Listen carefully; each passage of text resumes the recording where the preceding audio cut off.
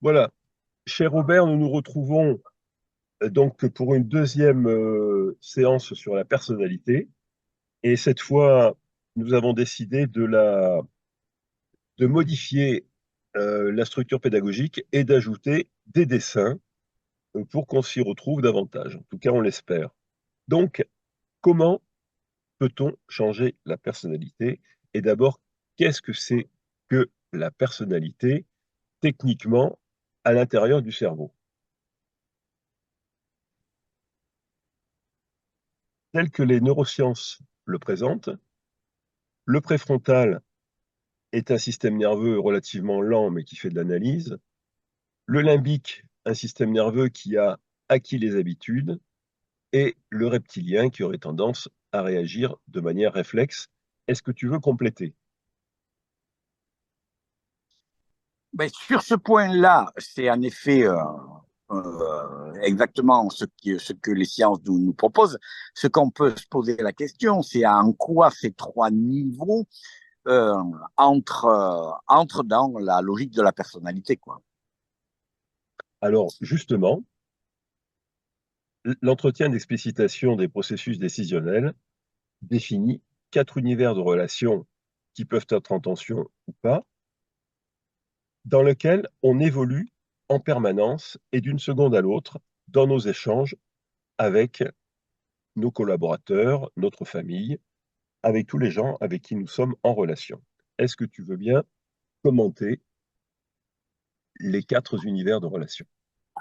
Alors, juste un peu avant cette introduction sur les quatre univers de relations, ce qu'on peut rajouter pour compléter ce qu'est la personnalité relativement aux trois niveaux préfrontal, limbique et reptilien, même si aujourd'hui il y a pas mal de gens qui remettent un peu en cause ces trois niveaux, mais c'est pas grave, c'est que en effet, la notion de personnalité telle qu'on l'a identifiée la dernière fois, c'est elle, euh, elle apparaît dans l'immédiateté du temps comme un phénomène du niveau du réflexe. Et donc, la personnalité relèverait de la réactivité du reptilien, même s'il y a un lien avec les habitudes qui sont là, qui vont apparaître comme des habitus ou des habitudes qui vont diriger les comportements des personnes. Et, la personnalité ne peut pas être modifiée par le système préfrontal parce que c'est le système du raisonnement. Or, on ne peut pas modifier une personnalité par le raisonnement. Et donc, c'est bien par l'entretien d'explicitation tel que toi, tu l'as énoncé à l'instant, qui permet d'aller chercher comment, dans les décisions de, de l'immédiateté du temps, va se manifester la personnalité. Alors, pour aller plus loin dans ce que je disais relativement aux univers de relations, on s'aperçoit en effet que quand on entre en relation avec quelqu'un, immédiatement, on va avoir une forme de réactivité. Cette réactivité va prendre une position parmi les quatre objectifs de relation. On sait depuis les recherches que nous avons fait que il n'y a que quatre objectifs de relation dans l'ensemble des relations, c'est-à-dire quand on est en interrelation avec quelqu'un, donc on peut choisir immédiatement d'être en situation de coopération. Et là, on aura en effet des personnalités qui auront plutôt tendance d'entrer spontanément en relation de coopération avec quelqu'un d'autre. Par contre, on aura des personnalités qui feront toujours attention, l'autre peut être un maximum d'intérêt, peut être centré totalement sur soi, et donc on peut avoir des réactivités de personnalité liées à cette manière d'entrer en relation avec les autres, toujours en crainte que l'autre puisse m'utiliser ou me profiter de moi pour quelque chose. Et là, on va avoir un type de personnalité. Et puis, il y a des personnalités qui considèrent que les autres, il n'y a pas de danger, on est plutôt dans spontanément dans la relation de convivialité.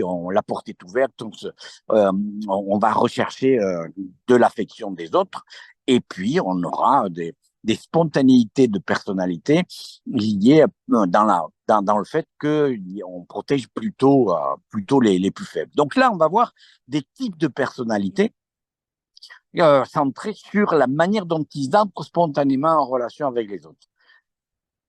Ce qui est important, et on va le voir dans la diapo, là, on va s'apercevoir que, en effet, euh, cette spontanéité va être en dialogue dans la rencontre avec une personne. C'est-à-dire que dans l'immédiateté de la rencontre, eh bien, rapidement, on peut se poser la question, mais est-ce qu'il faut que je me protège? Est-ce qu'il faut que j'aille en, en coopération avec une personne? Est-ce qu'il faut que je développe plutôt de la relation d'amitié? Et on va voir que, eh bien, nos personnalités vont avoir un dialogue intérieur de, dans un deuxième temps. Le premier temps sera la réactivité immédiate, mais dans un deuxième temps, il va y avoir un dialogue intérieur entre ces quatre objectifs de relation qui va s'installer en fonction de la rencontre de la personne qu'on rencontre ou la rencontre de l'environnement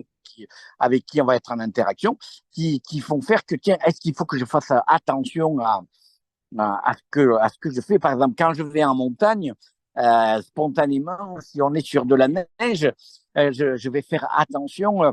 Je vais pas être simplement à me balader comme ça. Je vais faire attention de ne pas être sur une plaque avant qui risque de glisser. Quand je suis sous un sérac, je vais faire attention. Et donc, spontanément, je vais peut-être partir pour me balader simplement, mais je vais avoir un dialogue intérieur pour voir si je prends ce chemin-là, est-ce qu'il ne va pas y avoir un danger. Donc, ces personnalités-là, je ne sais pas si je me fais bien comprendre, Pascal, on a des personnalités qui, non seulement dans la capacité à prendre des décisions ajustées, comme on l'avait vu la dernière fois, en fonction des éléments que je prends en compte, des informations et de la hiérarchisation des importants, mais aussi je vais avoir une personnalité déterminée par ma manière d'être en relation avec les autres et le monde. Et donc, les critères, comment dire, quasi inconscients qui sont utilisés et qui vont permettre, enfin, qui sont intérieurement utilisés et qui vont permettre de définir dans quel univers de relation je me positionne par rapport à la personne avec qui je suis en échange, c'est Ouais. justement la circulation des informations, savoir si je suis en partenariat ou en domination, ou si je me considère comme un sujet ou comme un objet, et si je considère l'autre comme un sujet ou comme un objet. Exactement. C'est-à-dire qu'en effet, cette manière de se positionner en relation avec les autres relativement aux objectifs de relation va déterminer la hiérarchisation des importants à prendre en compte dans la situation, quoi. La hiérarchisation des importants, c'est-à-dire que même dans une simple discussion avec, euh, avec un ami ou avec un collègue de travail, je me retrouve effectivement à hiérarchiser les importants en fonction des perceptions que je reçois et en fonction des trois critères qui apparaissent en ce moment sur l'écran, c'est-à-dire circulation des infos, partenariat et sujet-objet. Exactement. Et, euh, et donc, on va réagir en fonction de ce qui est pour moi important. Alors, j'ai eu un exemple intéressant à vivre dans un accompagnement d'une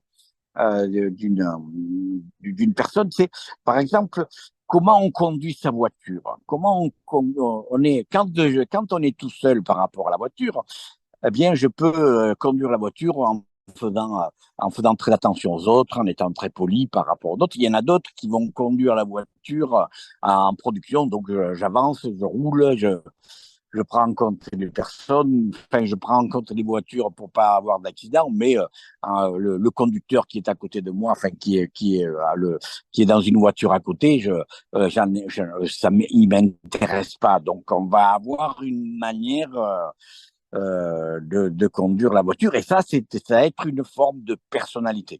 Et après, on peut se poser la question, en effet, si j'ai cette personnalité d'entrer dans la relation, dans ce monde-là de conduire la voiture, ben, est-ce que on peut changer ma personnalité, quoi? Et comment je vais faire pour changer ma personnalité? Alors, l'idée est venue très clairement dans ce même entretien là avec c'est dans un couple, il y a le mari est plutôt dans l'idée de je conduis la voiture en production. Enfin, je roule à 130, à 120, je suis capable de gérer ma voiture, même s'il y a du monde, je suis capable de freiner, d'éviter un accident. Sauf que j'ai mon épouse à côté qui, elle, ben, quand je conduis comme ça, elle a peur. C'est-à-dire que quand elle me voit arriver trop vite sur une voiture, ma manière de conduire la met en difficulté. Et à ce moment-là, elle dit à son compagnon, à son mari, elle dit, écoute, quand tu conduis comme ça me fait peur. Et donc, et lui, à un moment donné, dit, ben, moi, tu gères tes peurs, mais moi, j'ai pas à gérer mes peurs. Et donc, on voit que sa personnalité centrée sur la gestion de la voiture ne prend pas du tout en compte la personne qui est son épouse qui dit avoir peur et il lui dit, ben, gère ta peur, c'est pas un problème. On voit bien que dans cette relation-là, il peut y avoir une tension très forte entre eux. À un moment donné, la femme dit, il me prend pas en compte, et l'autre dit, mais j'ai pas besoin de le prendre en compte, puisque moi, je suis sûr que je n'aurai pas un accident. La question, c'est comment je fais pour essayer de faire modifier la personnalité du conducteur euh, euh, pour qu'il fasse plus peur à son épouse. La démarche, c'est que pour travailler sa personnalité, il faut que dans sa pensée, son épouse devienne une personne importante. Elle ne soit pas simplement une passagère. Tant qu'il la prend comme une passagère, il ne changera pas. Si je lui fais découvrir que sa manière de conduire ne prend pas en compte sa femme et que sa femme n'est pas un important pour lui, il ne changera pas. Si progressivement il découvre que son épouse, c'est une personne et qu'il doit en prendre soin et que il doit d'une certaine manière la protéger de sa peur, à ce moment-là, il pourra plus dire, ben, gère ta peur. C'est, je prends en compte que toi, tu es une personne. Toi, en tant que personne, tu es plus importante que moi et ma manière de conduire. Et à ce moment-là, on peut travailler, modifier sa personnalité de conduire sa voiture quand son épouse est dans la voiture. Donc c'est quelque chose que tu modélises euh, assez facilement. Et la diapo qui est affichée, justement, a pour but de modéliser sous forme de triade, justement, la relation entre le chauffeur et la passagère. En effet, là, tu as raison. C'est-à-dire qu'en effet, dans la première diapo, si les deux ne se prennent pas en compte, ben, chacun va suivre son objectif et il ne va pas y avoir de possibilité de changer de manière de faire parce que chacun va rester dans son important à lui. Mais si en effet, euh, l'objectif n'est pas de rester sur sa manière de conduire, mais de respecter l'autre qui est devenu comme important, à ce moment-là, la personnalité du conducteur va changer dans cet instant-là, dans cette situation-là. Parce que, tel que tu l'énonces, euh, quelque part, j'ai l'impression que c'est, comment dire, c'est un peu une évidence. C'est-à-dire que tous les chauffeurs euh, a- affirmeront que le passager est important. Par contre, Eh bien, dans la situation dont je te parle, lui, ça fait 15 ans, 20 ans qu'il n'a bien sûr, jamais pris en compte bien la sûr, peur de sa femme parce qu'il disait, donc tous les chauffeurs ne vont pas dire que l'autre est important. mais ce que je voulais dire, c'est que intellectuellement, Ah oui, on est d'accord, tous d'accord. Et justement, ce qui me d'accord. semble intéressant, c'est cette démarche qui va permettre à un moment donné au chauffeur de se rendre compte que il est à côté de la plaque par rapport à la passagère. Voilà. C'est-à-dire que Et en effet, ouais, d'accord. Dans Et l'immédiateté du temps, il faut qu'il s'en rende compte et qu'il ait la voilà. force de se sortir de sa croyance qu'il fait attention à l'autre, alors Alors, qu'il ne le fait pas. justement, c'est peut-être l'occasion de commenter cette diapo, qui est quand même assez dense et, et qui montre la primauté de l'action sur la pensée. Alors, en effet, ça, c'est un point qui est très compliqué aujourd'hui, hein, euh, à intégrer dans notre culture. C'est pas parce qu'en effet, on pense, comme tu disais, qu'on est tous d'accord sur que rationnellement, on doit prendre en compte l'autre, qu'on va pouvoir le faire. Donc, en effet, on s'aperçoit que la pensée n'est pas suffisante pour changer l'action. Et c'est pour ça que l'idée que j'ai eue, mais on a eue, c'est pour que euh, un comportement puisse changer, c'est-à-dire que dans l'action, pour que une personne puisse changer ses actions, il va falloir lui faire découvrir que ses actions sont plus importantes que la pensée. Que parfois, il veut faire quelque chose et en fait, il fait l'inverse. C'est-à-dire que euh, l'action va avoir une importance plus importante dans sa réactivité que la volonté de faire quelque chose de ajusté. Et Et comme, ça veut dire, oui, vas-y. et comme tu l'as dit, il faut lui faire découvrir. C'est-à-dire qu'à un moment donné, il faut l'embarquer dans le raisonnement jusqu'à ce que il soit mis devant, il se rende compte lui-même, et c'est le principe de la maïotique, il se rend compte lui-même qu'effectivement, il n'a pas considéré la passagère comme un sujet, mais comme un objet, Ouais, comme un colis à transporter. Et ouais, si la ouais. personne, si le chauffeur ne se rend pas compte, s'il ne fait pas cette démarche quasi émotionnelle, eh bien, quelque part, ce n'est qu'un raisonnement intellectuel qui ne gérera pas le changement. Et c'est pour ça que je te reprendrai un tout petit peu dans ce que tu dis. C'est on va pas essayer de lui faire comprendre qu'il doit prendre en compte la personne ou qu'il n'a pas pris en compte la personne. Il va falloir lui faire se représenter que de fait, il n'a pas pris en compte. C'est que je fais une différence entre la capacité de comprendre avec la capacité de se représenter l'action que je suis en train de faire. Merci.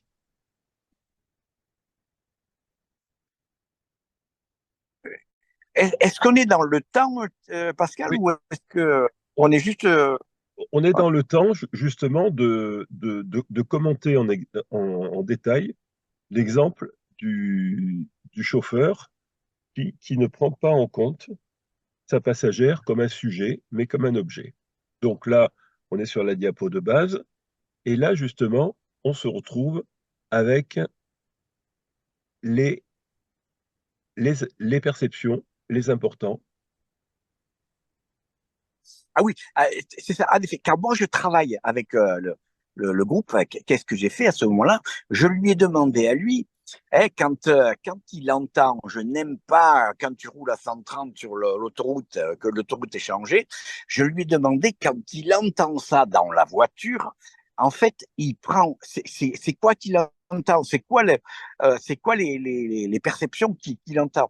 Et en fait, il me répond, ben, j'entends pas l'information, je juge l'information. C'est-à-dire que ce qu'elle me dit, je dis déjà que c'est faux, quoi. Elle, j'ai une forme de raison, mon raisonnement va être plus important que mes perceptions. Et donc, comme je vais juger que ce qu'elle me dit ne prend pas en compte ma manière à moi de conduire, eh bien, je vais la rejeter. Donc, les informations que je prends, je vais les prendre sous le regard de mon impératif à moi. Et donc, je vais créer une forme d'émotion qui est une évaluation de la parole qu'elle dit, non pas comme une parole que je dois prendre en compte en tant que parole, mais je l'ai déjà évaluée comme n'étant pas ajustée à ce qu'elle doit me dire. Et à ce moment-là, je me mets en défense. Tu n'as pas le droit de me juger, tu n'as pas le droit d'évaluer ma manière de faire. Et donc, on s'aperçoit que la prise, il n'entend pas factuellement la parole de l'autre, il entend sa parole selon le filtre de son système de valeurs qui est de dire l'autre n'a pas à juger ma manière de faire. Et tant qu'il est dans cette logique-là et qu'il ne voit pas, qu'il évalue la parole qui lui est énoncée au regard de son principe à lui d'action, de son importance, il ne pourra pas arriver à se rendre compte qu'il n'entend pas la parole comme elle est, il entend la parole comme une évaluation de son action, et donc il va se mettre en défense. Et donc, tant qu'il se mettra en défense, il ne pourra pas changer sa personnalité parce qu'il accusera toujours que c'est l'autre qui doit changer et que lui n'a pas à changer. C'est l'autre qui doit accepter sa conduite à lui et cet ordre-là, il ne va pas devenir important puisque c'est lui qui va être important. Et tant qu'il ne va pas prendre en compte que c'est sa manière d'entendre est centrée sur son important à lui et sa manière de conduire et que l'autre à ce moment-là n'est pas une personne importante, plus importante que lui. Elle est nécessairement quelqu'un qui vient la critiquer. Et donc, il ne pourra pas changer. Tant qu'il ne va pas prendre conscience de cette hiérarchisation qu'il fait entre lui et elle, il ne pourra pas changer son mode de faire. Et tant que sa compagne viendra lui dire qu'elle n'est pas bien, eh bien, lui va se mettre en défense. Le jour où ça va se changer, c'est lorsqu'elle va lui dire « Attends, quand tu fais ça, quand tu conduis, eh bien, qu'est-ce que tu me fais à moi ?» C'est-à-dire, le jour où elle va lui faire découvrir qu'est-ce qu'il fait à elle quand il est en train de conduire, c'est là qu'il peut y avoir un mouvement de modification de l'action et de la personnalité de son compagnon.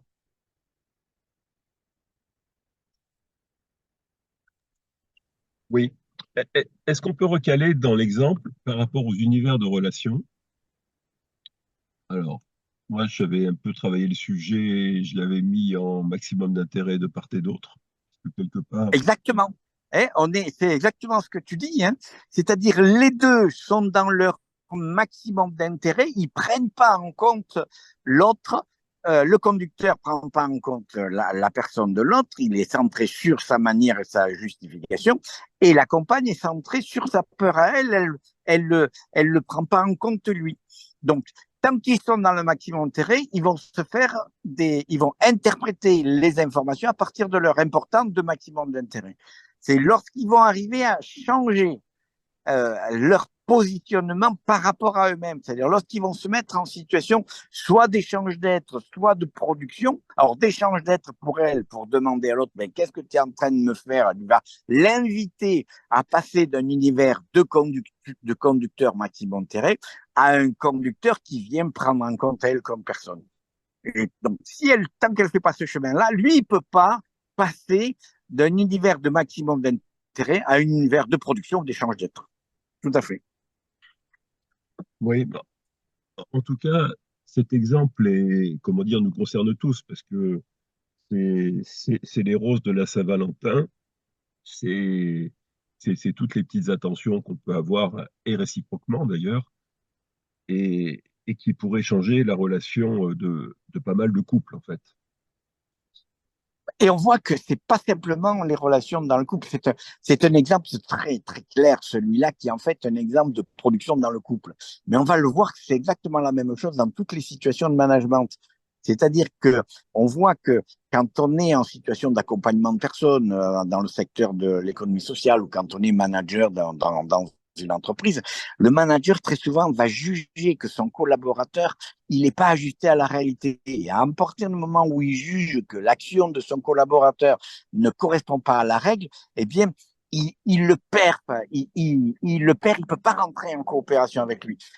Si on veut changer le management, il faut que le manager accepte que l'action qui n'est pas ajustée de son collaborateur, qui peut magouiller des trucs, qui peut ne pas respecter les règles, tant qu'il ne va pas s'intéresser à lui en tant qu'acteur dans ce moment-là, de qu'est-ce qu'il fait pour lui quand il est en train de de se centrer sur son seul intérêt par rapport aux heures supplémentaires ou par rapport à la manière de gérer les règles à son intérêt à lui. Tant que je ne vais pas m'intéresser, ah oui, mais tu es en train de quoi faire et que je ne vais pas le chercher acteur dans la situation, eh bien, on va se mettre on va se mettre en situation de les deux en situation défensive.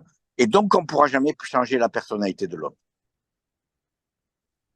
Donc, c'est plus que un travail dans les relations de couple, c'est que dans toutes les relations humaines, si on ne se met pas à accepter que la pensée de l'autre, que l'autre, quand il fait quelque chose, est quelque chose qui est fondamental pour lui, qu'il a pris en compte des éléments de la réalité, qu'il les a mis en lien avec une hiérarchisation qui est des importants, qui peut ne pas être ajustée à la situation, tant que je ne vais pas lui faire découvrir que c'est quoi qu'il a hiérarchisé, je ne pourrai pas lui faire modifier ses comportements habituels et qui sont peut-être en écart avec la réalité.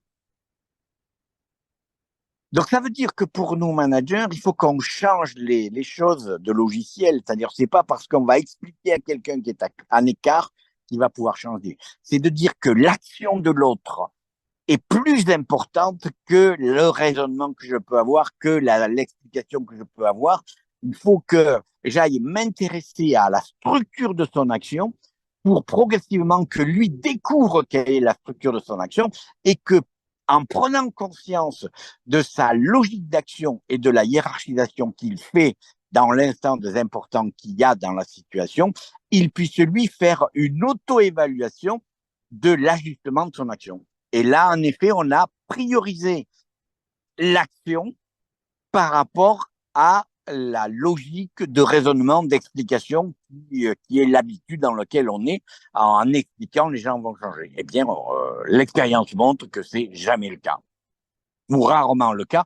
C'est le cas quand les personnes sont en coopération, mais dès qu'ils sont en maximum terrain, si on passe sur l'explication, ça marche pas. Par contre, si on passe sur l'analyse de l'action et la hiérarchisation de la personnalité qui prend en compte des éléments et qui les met spontanément en lien avec une hiérarchisation des importants, là, on a la possibilité de faire modifier dans le fond, et profondément, et pas simplement que superficiellement, des attitudes professionnelles.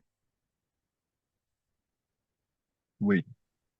Donc là, on est sur cette diapo dans le quatrième récit. C'est celui justement qui va modéliser euh, ce Euh, fameux, cette fameuse prise de conscience. Tout à fait. C'est-à-dire qu'il va falloir que moi, j'aide mon collaborateur ou ma personne, mon interlocuteur, à voir quelles sont les informations qu'elle prend, donc la prise en compte des informations, quelles sont soit les perceptions, ce que tu as appelé, enfin, ce qu'on voit sur le schéma amnésique, les informations qui viennent dans la mémoire, qui viennent de mon passé, et donc comment je vais prendre tous ces éléments-là que je vais voir dans la situation. Alors, c'est vrai que dans l'immédiateté de l'action, on s'aperçoit qu'on ne peut pas en voir plus de 4 parce que le cerveau ne peut pas en voir plus que ça dans la réalité, dans l'immédiateté de ça, et qu'il va falloir en effet mettre en lien avec tous les importants de la situation. Or, dans l'univers managérial comme dans l'univers d'interpersonnalité, les enjeux, c'est toujours l'activité qu'on est en train de faire ou que je dois faire, la personne qui agit, le moi qui agit, et l'interlocuteur qui est en face de moi, ou moi, manager, enfin, le professionnel et le manager. Donc, il y a toujours, en gros, que ces trois importants-là qu'il va falloir que dans l'immédiateté, la personne les perçoive comme des importants, et après, en fonction des informations qu'il a, il va pouvoir les hiérarchiser. Et c'est pour ça qu'on dit que c'est l'action qui est première et la représentation de l'action et non pas l'explication de l'action qui va permettre de changer la personnalité. Effectivement, c'est un gros changement de paradigme par rapport à tout ce qui est accompagnement. Ouais. Alors, ce que tu dis, en effet, quand on en parle comme ça, de vive voix, euh, les gens disent, ben, on pourrait le voir comme normal, immédiat, facile. Sauf qu'on s'aperçoit que quand on fait du coaching, quand on fait de l'accompagnement, cette position de mise en place de l'action première, elle est jamais faite facilement, quoi. C'est un vrai, comme tu dis, un vrai changement de paradigme, mais il faut que nous, quand on entend, quand on s'explique là, il faut en faire l'expérience qu'en fait, au quotidien, quand on analyse ou qu'on aide les personnes, qu'on voit ce qui se passe, on est toujours sur l'explication et on a beaucoup, beaucoup de difficultés de pouvoir renoncer à cette explication pour se mettre dans le récit des actions et surtout faire découvrir les formes décisionnelles des actions des gens. Qu'est-ce que vous êtes en train de faire quand vous faites ça? Ben, il n'y a personne qui le fait au quotidien. Et si vous regardez dans la vie quotidienne, si on regarde la vie quotidienne, soit en management, soit en coaching, soit en accompagnement éducatif ou thérapeutique, il n'y a personne qui fait ce travail-là.